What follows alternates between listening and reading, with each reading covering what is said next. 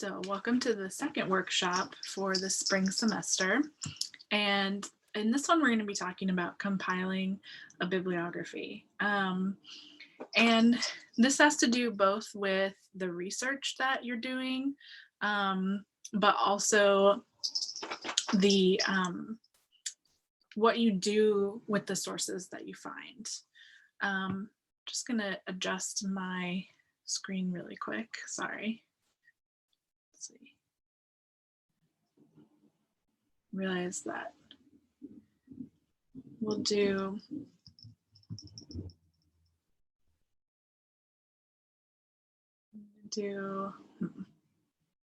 pause the recording.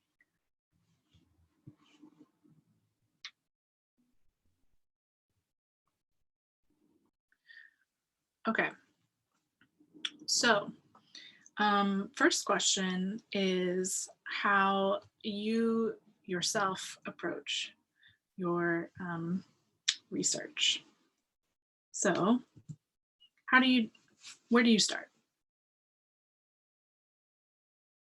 Usually I think of just a couple of like search words that I want to focus on to narrow down the background research type of that things that I'm going to do. So I go on the databases and I use and or, and I type in, like, for instance, I was writing about amoeba, so I type in amoeba and then whatever I needed to add. Nice. So even before you're doing that research, you're starting with some sort of a topic or an idea, a question maybe, and then you're going to some sort of a repository of sources, whether that is the library's website or a database of journal articles, starting somewhere really solid. That's great. I want to provide an analogy today for how we can think about research. And I feel like you could think of it as renovating a house. So say that you approach this house, here's a really old one, and you're looking at it and think about this as your topic and think about what's the structure that's already there as what other people before you have presented from their research on that topic. And so you have something already there. It's very rare at this point to have a topic that's like completely new, maybe unless it's about, brand new kind of technology or new discovery. But for the most part, especially in our field, you'll be approaching things that have already been dealt with by some people at some point. There's always room for new ideas and new approaches and new research. So think about, you're buying this house, you're evaluating the foundation. So thinking about like what has already been written and all of this earlier scholarship, like, is it in a good condition? Does the whole house need rebuilding? Is there a lot of room for your contribution? Or do you see a couple of holes where like that research question that started you on this path, think about where it could take you. Does the house need filling in? Do you need, is it well established? Is this topic well established? Finding holes, are there leaks in the windows or in the basement? Or are you building an addition? Are you taking a new angle on an established topic? Are you building another floor? So you're adding to what was already there. Building upon the solid scholarship, adding new ideas, new methods. Say no one's looked at something from a feminist perspective before. Now you could be doing that. It's like adding another floor, another layer. Or are you starting from scratch because this topic hasn't been studied very well or at all, starting fresh. So I think that's kind of a helpful way to get started, but some other questions to consider too along in this analogy are, who built this house? So think about this as having an awareness of your topic and its field and a respect for those who came before you. but that doesn't mean you can't be critical. You can look at this house and say, oh my gosh, I can't believe how they decided to lay things out here. I can't believe this framework. It works the same for scholarship. You're looking at something like, I can't believe that they, argued A, B, and C without even considering D. And that's maybe where you can come in. Or, who worked on this house before you, making sure that your renovation is aware of their work. So you're coming in, you're revising the ideas that are already out there. But in order to do that, you need to know what there is there. And the final question is this the house for you? Sometimes after you do a little bit of preliminary research, you realize, I'm not really sure if I have something new to contribute, or maybe this is too much. This house has too many problems to renovate for this project, maybe in the future, or maybe it doesn't need it. So those are all things to keep in mind. So like you said, starting with the databases. So I'm just drawing attention, I have a screenshot here of the AUC's library website, and this is the research guide for art history and curatorial studies. And you've probably seen Jordan Moore come to one of your classes.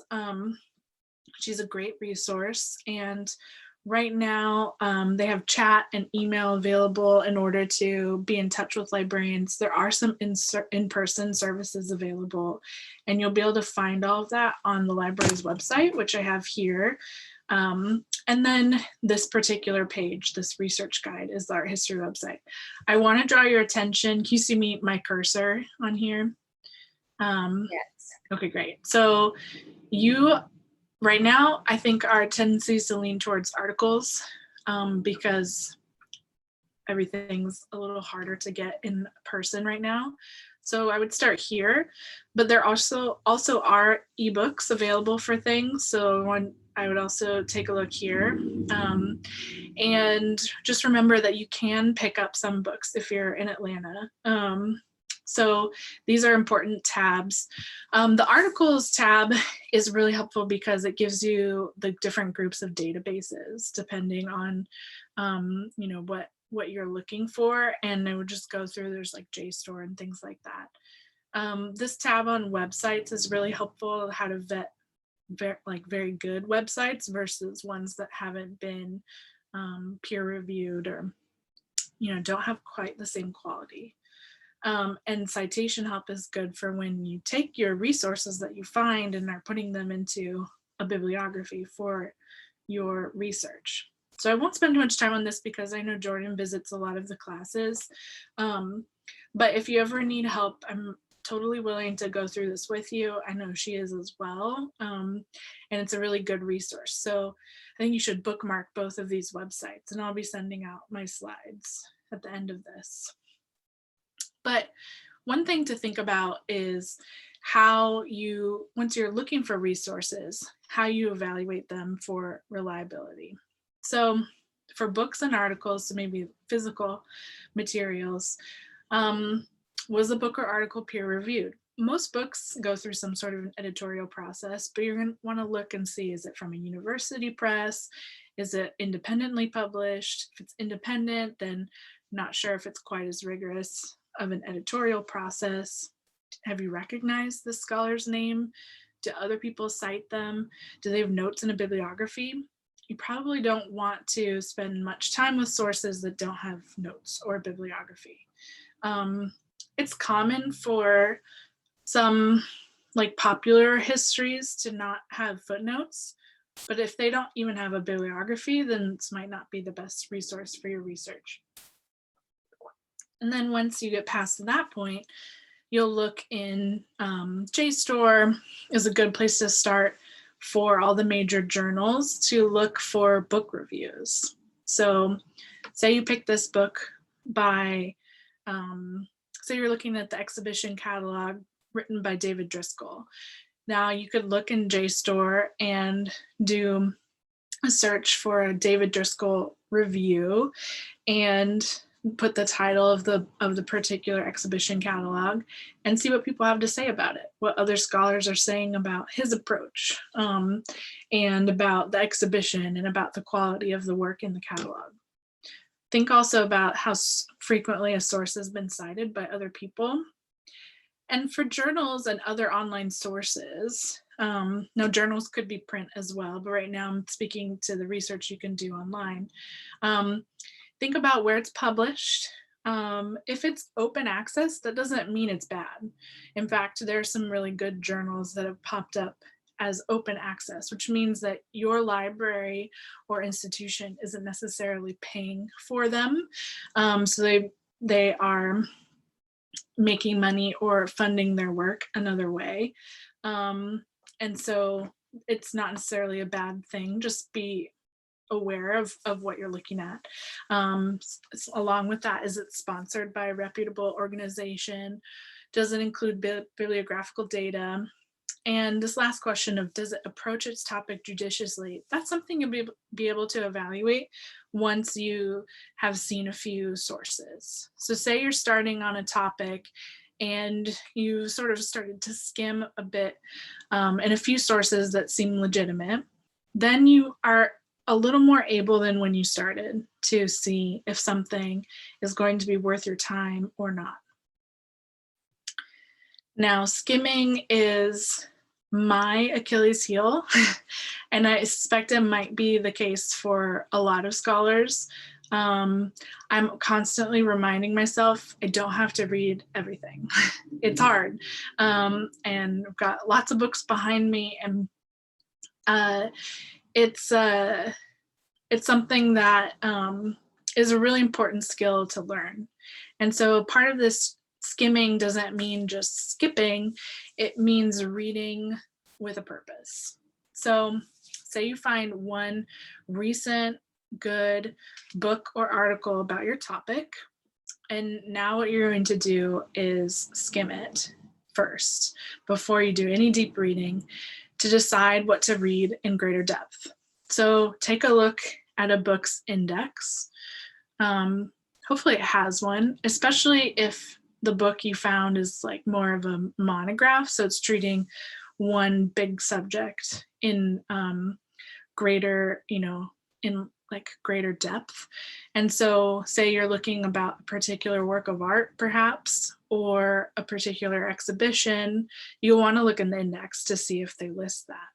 Also look at the front matter. So that's all the stuff at the beginning of a book. So that's a preface, introduction, table of contents. I honestly look at the table of contents probably before I look at anything else. I think, oh, that chapter topic sounds interesting, but I might need to look at the index to see if it actually touches on what I'm looking for. And then for the chapters that interest you, or for a journal article, you'll want to look at the first and last paragraphs to see, how do they start this, and then what do they summarize at the end is what they've done in this chapter. And for a book, you want to look at the last chapter as well, the conclusion, seeing where they ended up from where it seems like it's going from the table of contents. So if it seems good, then you move on and you start to look at the bibliography. And this is where it becomes a little more like a scavenger hunt. So once you've located a few good resources doing the above, you want to start mining their bibliography. So just taking a really close look and seeing what they have cited. So this is where it's going to be helpful for you to start with the most recent work that you found that seems to be a good example of research. So you want to start making a short list of the works that they cite. See, once you've looked at a few books, bibliographies, or a few resources, seeing their bibliographies, whether they're books or articles, you'll start to find things that are cited more than once. And that's a good clue, ding, ding, ding. Those are probably important works for you to take a look at. So you want to see what you have access to looking at the library's website. But also I put here WorldCat, which is basically a catalog of all libraries in the world. I don't think every single library's information is in there, but it's pretty comprehensive. And so honestly, this is one of the first places I go when I need to check a bibliography, like a bibliographic citation, think, oh, I put down the year that this book was published, but I want to see if there's a newer edition, or I want to see if this is in my local library. It's a really great resource. And sometimes they include information like the table of contents, not always, unfortunately, but it's a really good place to start. So I think for the level of school that you're in now, starting with your school website with the Woodruff Library is great. But if you dig a little deeper into research projects, you can start to look in WorldCat, and you can put your zip code in, and it will also let you know if books are available in your public library, which is not something I think the Woodruff Library catalog includes. So a trick of the trade is to save time by, if you can, in person, photocopy, or take photographs or screenshot bibliographies. Compile those documents into a folder, whether it's physical or on your computer, in your cloud drive, wherever, and have those all in one place, just a folder called bibliographies. And then this is where the key part of this system comes into play, and I'll explain why this is helpful and important in a little bit. But you want to get note cards, index cards, ideally these smaller ones 3x5, and you'll start writing down the full bibliographic information for sources that seem most important. Here are two that I wrote this morning for some research I was doing for my dissertation. So I have, you can see, I have, in the way the sources are noted in the citation style of Chicago manual style, I have the author, I have the title of the work, of where it is, and actually on the back I further annotate if I have it. So I have a PDF, and then I have a little symbol that I put here that says that I have the citation in my citation manager. That is, I'll circle back to citation managers at the end, but essentially I want you to see that making these index cards for the resources that seem most important is a really valuable step. So what you're doing is you're working towards a hierarchy of sources. You're seeing what is cited most, what seems most important, and before you've even really read very much, just a little bit in order to see what looks interesting and promising for your research, you're starting to see what could be most important. And once you start reading, then you have a sense of what actually is most important. So I want to show you why keeping track and keeping notes like this is really important. So let me switch screens here.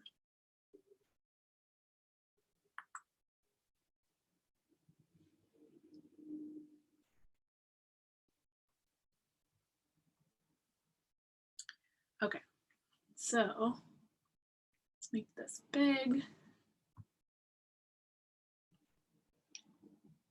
The music, actually, we don't need the sound. So definitely we'll follow along as the scholar Umberto Eco walks through his apartment, which is absolutely covered in books.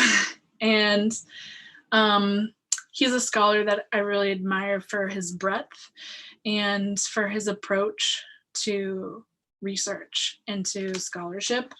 But also I came to admire him even more because he wrote this book called How to Write a Thesis, which just came out in English about 5 years ago.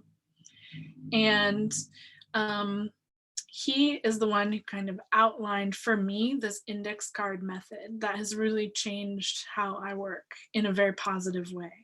But I just want to let you know, he starts out this video saying, I'm going to find this book you're talking about. And look, he walks through this whole apartment, he finds the book, checks it's the right one, and walks away.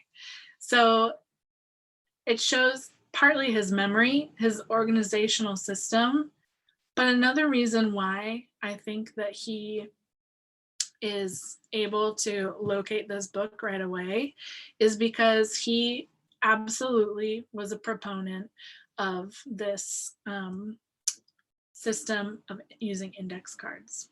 So I'm going to share my PowerPoint again. Here we go. And you can see my slides. Just making sure. Yeah, I can. Okay, great. So he taught me how to use these index cards. So the idea is you're keeping track of what you're reading and what you're learning. And so even if you have a photographic memory, which he did to a degree, you'll need a way to reference these sources that you found. So that's where these index cards really are your friends. So I'm showing you just a photo from my desk yesterday, where I have a stack of index cards that these are kind of, that I stack them because they're in different groups according to what I was thinking about. And I have yet to finish dealing with them and then filing them in their box here. And this is a little intense, and I'm working on a research project that has lasted a few years. But even just with a single research paper, you can compile your sources this way, and it's going to save you so much work. I was joking with a friend that the way I stacked my cards kind of reminds me of this house by Frank Lloyd Wright, this falling water house with all these cantilevered levels. And then it brought me back to this analogy of the house where, you know, it's kind of crazy that this house is built on a waterfall on this foundation, but the materials that build up this house are strong. So you want to, even if you're building like a gravity defying structure, you're making an argument that you feel like might be a reach. If it's built on solid research based on these sources, you will come up with something great. So think about your note cards as like the bricks that are building the framework of this house. And each source is on a note card. And they are really the foundation of your argument. And then the foundation that will allow you to move forward and build something maybe completely gravity defying, completely unexpected. So what you'll want to do is use them consistently and do things with them consistently. And that's where my image of my note cards from yesterday is a bit confessional, because right now that tells me, you know, I have a fair bit of thinking to do where I set these aside and group them according to some thoughts. And now I need to finish that task. And so your foundation is only as good as your like maintenance of it, your consistency as you build it. So as you're looking through these bibliographies and you say like, oh, this source by so-and-so is cited 3 times, I better write it on a note card. And then what you're doing with that is you're taking it with you and doing and locating that source. And so here I have, this will be in the handout that I send afterwards, but it's from Umberto Eco's book, How to Write a Thesis, which is just a really good resource. But this is the most important part for you, I would say now in college, is thinking about the documentation. In a book citation, you want to make sure you have the first last name of the author. You want to write if it's an editor who compiled the book, or if they're the author of the book, the title, the where it's published, the publisher, and the date. Those are the basic things. Don't ever leave any out, especially when you have the source in your hands, where I've definitely had situations where I ran out of time and I just noted, like, say I would put this book like Eco 2015. Well, what if he came out with like 3 articles that year too, and another book? It's possible because he was very prolific. Then I don't really have enough information. So don't shoot yourself in the foot, as I have sometimes in the past when I felt rushed and stressed. Same with journal articles. You want the full name of the author, the title of the article, the name of the journal it's in full, because sometimes they have similar abbreviations, and also the volume number, issue number if there is one, and the year. I don't know why it doesn't star the year as necessary, because it's very necessary. And the page numbers too. Oops. So, and then he goes on. I won't go through all of this, but that's all very necessary information. And one reason why you want to do that is because this is so important to document this information, because if it's information you're going to cite, you're going to read the source, take down notes, pull quotes from it. You have to have the full citation information. You want to be a person of great academic integrity. So you need to cite all of your sources, and not to freak anybody out, but plagiarism can be inadvertent by citing like the wrong page number or the wrong work. So you want to be really consistent and careful.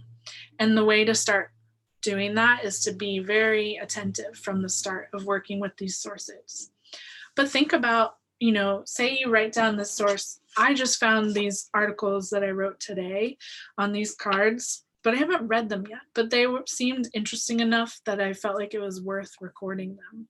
Now, sometimes once I read them, if I feel like I can summarize them in 1 or 2 sentences, I'll put that below. But I would say the most you want to put now is something like cited 3 times in, research for X topic. Or say you look at it, you've already written the card, and then you get it and you're like, oh, this is terrible. It's not helpful at all. Write that down. This is for you. It's not going to be published. So you are building a foundation for this house of research that you're putting together and your argument, but also for your work, so your future work. Because say you're in one class talking about topic X, but next year or in 2 years, you think about that topic in a new way and you want to take it up again in this other class. Well, then you have all of this information, not just the final paper that you write, but you have this other information from your research, even sources maybe you didn't get to before, or you didn't think would help you then, but maybe could help you now. If you have a stack of them, even if it's a little bit unwieldy, like my current one, picking up here, even if you have a stack of them, that's something that will help you in your future. It will also help you now because as you put together this paper, you don't want to be waiting until an hour before it's due to put together your bibliography. It always takes longer than you think, but it will take a lot less time if you're careful with the sources now. And it also benefits your readers. So your readers should be able to, like in science, replicate your work. They should be able to look at your bibliography, say, oh, they cited page 38. They should be able to pick up that source, look at page 38, read the quote you quoted, and read beyond that and go from there. Because you want to think about this. You're not building a house just for yourself, just for, one overnight stay, or for however long you're writing this paper. You're trying to build something for future readers.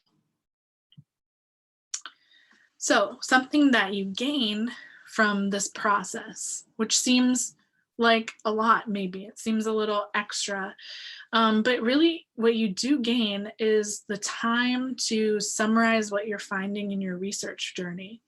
And you're thinking about the questions you're asking about your topic. You're thinking about how what you're finding helps answer those questions or maybe does not. And if you find that nothing's really answering your questions, then you have a chance to step back and think, am I asking the right questions?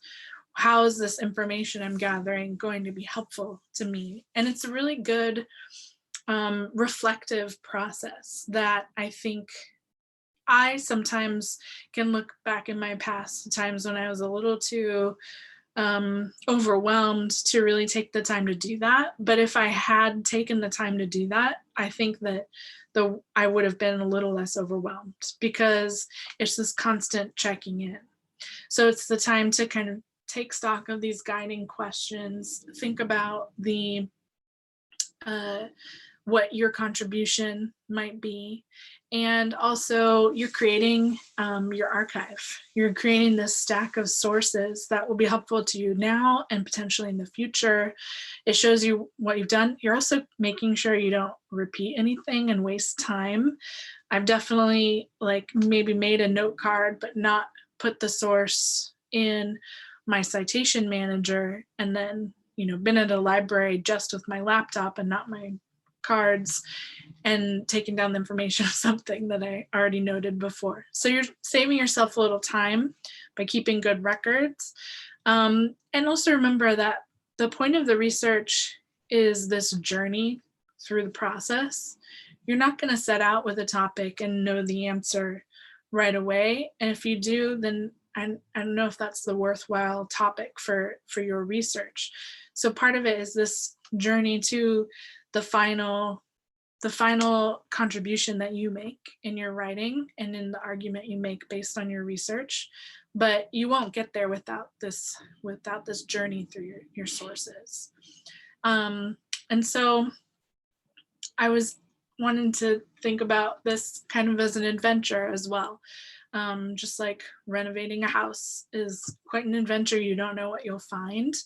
Good research is the same. You really won't know what you'll find until you go through this process. So a note about, first, there are some further resources, which I'll be sending to you. So you'll notice the first one is the same as also on last week's workshop. And that's the short guide to writing about art. This one's, wow, 7 editions have come out since I was in college. That makes me feel old. So I have a very old edition of that. And then there's also this book called The Craft of Research, which is fine. I think I pulled what is most useful to you there. And then again, the How to Write a Thesis. Those are all really helpful. I think that with citation software, there's things like Zotero and EndNote, which I use, but I have a love-hate relationship with it because I've never found it to be as easy as just kind of like clicking a few buttons and having all of my sources be exactly organized as they want and formatted how I want to put into a paper. So I trust my own kind of analog system a little bit more, but you should definitely have bibliographies in more than one place. And so when you're searching through the library catalog, there should be a way to export citation files, or even if you just create a Word document for, a semester research paper, that's perfectly fine to have a Word document in alphabetical order to help yourself of the sources that you find, where you're just kind of copying and pasting. So if you're interested in citation software, I could talk about that a little bit more, and we could look at some of the options and how they work. But I think it's very easy for it to become a mess. And part of the point of this is not just accumulating, but it's what you do with the sources that you find. So some of that I think is best done on your own, with, a pen and an index card. So I will stop sharing and open it up if you have some questions. Yeah, so I've actually never, well, not that I can remember at least, heard of the index card method. And Yeah. I think that's really interesting. I have come to find for myself recently that I used to really only know how to make bibliographies using a citation generator. Yeah. I think just sort of that's what was most familiar to me, and that's what was told by my teachers in high school and middle school, just like put it in there and let it do it. But Yeah. in the past year or so, when I've been writing, I agree with you. I've found that it's honestly simpler to do it yourself, and you know that everything's right. So I will definitely try the index card method. Yeah, and I mean, it's great because it's cheap. They don't cost very much. Like you can get them at the grocery store for like $1 for 100. Um, and you know, I find that it also helps me remember things better because Right. taking Yeah. the time of writing it down, I remember the years of books a lot more than I would expect. And but also it gives you room other than like in a citation manager where there's like little input boxes to put these things. It's a little more flexible and easy to reference again. So Yeah. like I sometimes write like look at chapter 3, um, and maybe make a new index card for that chapter once I get my hands on it. But sometimes I write like this is terrible, or say I think something is going to be a book that has a bunch of images, and then I get it and there's like no images. I'll make note Yeah. of that. I mean, it's very useful because it you can't remember this all. And so I think that as students, even when I progressed from undergraduate to grad school, I still was thinking in terms of like covering my bases and citing sources as the only reason to be careful with a bibliography, but it's about so much more than that. I mean, that's a critical component of it, but it's really like for you taking notes for yourself to be useful, even like in a month from when you have started a project to when you're like finishing writing about it. Yeah. It's really helpful to have those notes.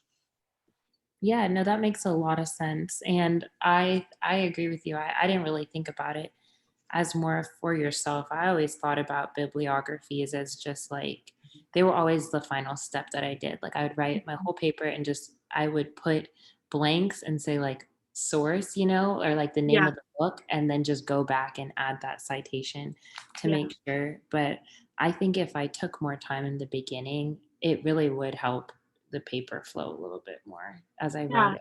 And think about it too in terms of the house analogy. Like you can't decorate the space until you've built the walls, you know?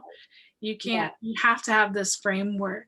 And so to that way, which is the way that I did too, in the past, like it's I think probably as you'll learn, as I think you've already figured out, like good scholarship is definitely in dialogue with what has been done before. So you're not repeating past scholarship, but also Right.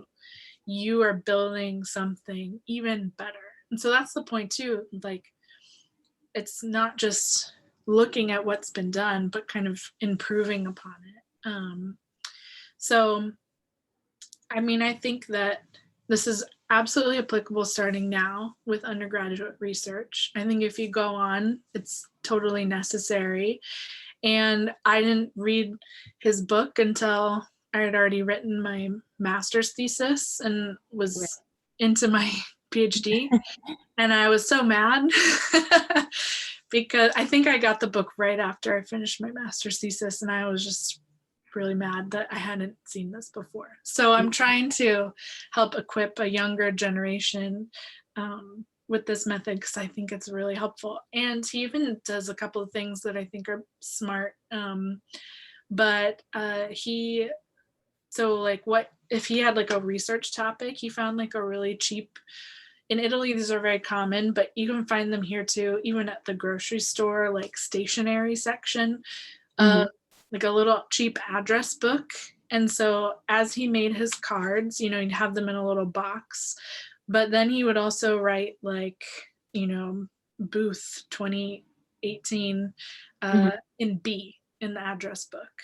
And Oh, you wow. have like you know, a way to organize things, which I've never quite got to that. that um, Right, right. and then, he has a whole system for reading notes, and that could be a whole other session on how to expand on the skimming thing I touched upon, Yeah. and take good reading notes. But I think for now, focusing on like how to compile and organize and do something with the sources you find is Mm. really a good way to start. I don't think I have a workshop proposed on reading sources, but I'm happy to address that. Some of it's just like your note taking strategy. Yeah, I was just talking to my friend about how, especially during the semester when you have so much to read for different classes, I find myself like really reading in the beginning and then skimming towards the end, or getting halfway and being like, oh, I feel like I know it well enough, and then just leaving Yeah. it there, when you could miss a whole part of Yeah. the writing stuff. Yeah. And it's a skill that I'm still like trying to hone myself because I'm like a completist. Like if there's, you know, 5 books in a series of Yeah. I like to read for pleasure, I want to read them all. I don't want to miss anything. And it's hard to not take that attitude with me into research. But I do feel like this skimming process of going through the sources and just taking a look, at these very basic things in the front with the index and the front matter and the table of contents, even with readings for class, you can do a bit of that. You need to read. So this is a step to determining if a source is worth your time. The next step is to do like skimming plus. So that could be, if you have a really long book to read or article, could be reading the first and last paragraphs of sections, and then Oh, okay. Yeah. reading the introduction and conclusion of an article, which could be like 2 pages at the front, 3 pages at the end. And from those, thinking like, okay, I really need to read on this section, like read, and then skim the rest. And this is a part that's like I never really figured out when I was still in classes, because I just had this like it was really hard. No one taught me how to do this, and I just felt like I really needed to read every single word.